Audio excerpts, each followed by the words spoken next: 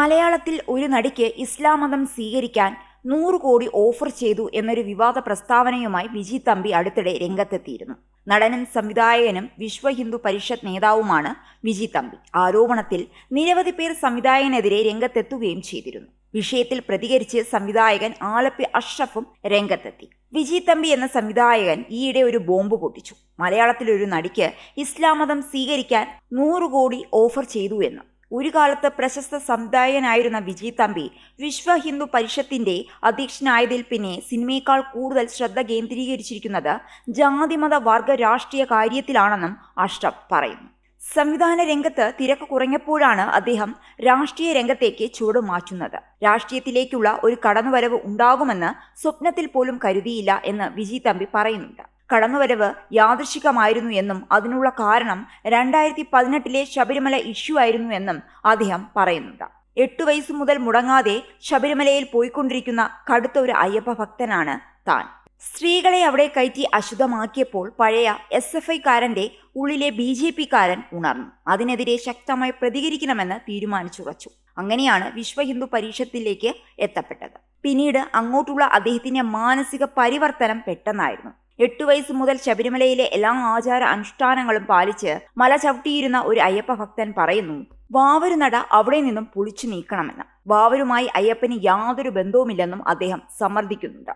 ഇതിനെതിരെ ഹൈക്കോടതി അഭിഭാഷകനായ VR അനൂപ് കേസ് ഫയൽ ചെയ്തു എന്നും കേട്ടിരുന്നു. വിജി തമ്പി പൊട്ടിച്ച ബോംബിൽ ആ നടി ആരാണെന്നുള്ളതിനെ കുറിച്ച് ചില സൂചനകളും നൽകുന്നുണ്ട്.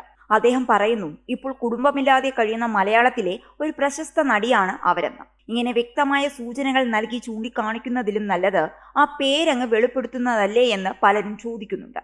ഈ നടിയുടെ പേര് വെളിപ്പെടുത്തണമെന്ന ആവശ്യം ഉന്നയിച്ചുകൊണ്ട് സംവിധായകൻ MA നിഷാദ് വിജി തമ്പിക്കെതിരെ ശക്തമായി പ്രതികരിച്ചുകൊണ്ട് രംഗത്ത് വരികയും ചെയ്തു.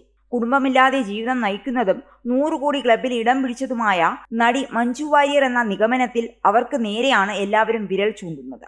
പണത്തിന് വേണ്ടി എന്തും ചെയ്യുന്ന ഒരു നടിയല്ല മഞ്ജു വാര്യർ എന്ന് ആദ്യം മനസ്സിലാക്കുക.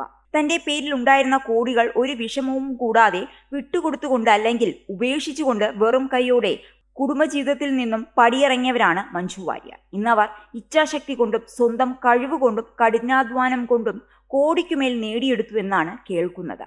ഒരർത്ഥത്തിൽ പറഞ്ഞാൽ മഞ്ജു വാര്യർ വളരെ വലിയ ഭാഗ്യമുള്ള ഒരു നടിയാണ്. ആ ഭാഗ്യം അവരുടെ കൂടെ ജീവിച്ചവർക്കും ആവോളം ലഭിക്കുകയുണ്ടായി. അവരെന്ന് പടിയിറങ്ങിയോ അന്നു മുതൽ തുടങ്ങിയ ചിലരുടെ സർവനാശവും നമ്മൾ കണ്ടതല്ലേ. മഞ്ജു വാര്യരെ പോലെ തന്നെ ഭാഗ്യമുള്ള ഒരു നടിയാണ് ലിസി. ലിസിയോടൊപ്പമുള്ള ജീവിതം പ്രിയദർശന്റെ സുവർണ കാലഘട്ടമായിരുന്നു. അന്ന് ലിസിയുടെ ഭാഗ്യമാണ് പ്രിയദർശന്റെ എല്ലാവിധ ഉയർച്ചകൾക്കും കാരണമായതെന്ന് പറയാതെ വയ്യ.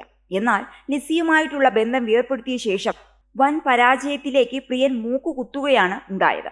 മലയാളത്തിൽ കുഞ്ഞാലി മരയ്ക്കാർ പോലുള്ള വമ്പൻ ചിത്രങ്ങൾ പോലും തകർന്നടിഞ്ഞു. എന്നാൽ വീണ്ടും പ്രിയനും ലിസിയുമായി കൂടുതൽ അടുക്കുകയും ബന്ധപ്പെടുകയുമൊക്കെ ചെയ്യാൻ തുടങ്ങിയപ്പോൾ അത്ഭുതമെന്ന് പറയട്ടെ, പ്രിയന്റെ ജീവിതത്തിലും കരിയറിലും വീണ്ടും ഉയർച്ചകൾ ഓരോന്നായി കടന്നു വരാനും തുടങ്ങി. ഇപ്പോൾ പ്രിയൻ സംവിധാനം ചെയ്ത അക്ഷയ് കുമാർ നായകനായ ഭൂത് ബംഗ്ലാവ് എന്ന ഹിന്ദി ചിത്രം വമ്പൻ ഹിറ്റിലേക്ക് കുതിച്ചുകൊണ്ടിരിക്കുകയാണ്.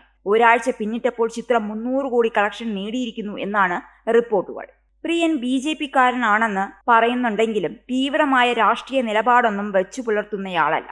മാത്രമല്ല, പണ്ടത്തെ പ്രിയനെ അപേക്ഷിച്ച് സ്വഭാവത്തിൽ പ്രകടമായ നല്ല മാറ്റം സംഭവിച്ചിരിക്കുന്നു. ഒരുപാട് പോസിറ്റീവായ ചിന്തകളും അഭിപ്രായങ്ങളും ഒക്കെയാണ് പ്രിയനിൽ നിന്നും കേൾക്കുവാനും അനുഭവിക്കുവാനും ഇടയായത്.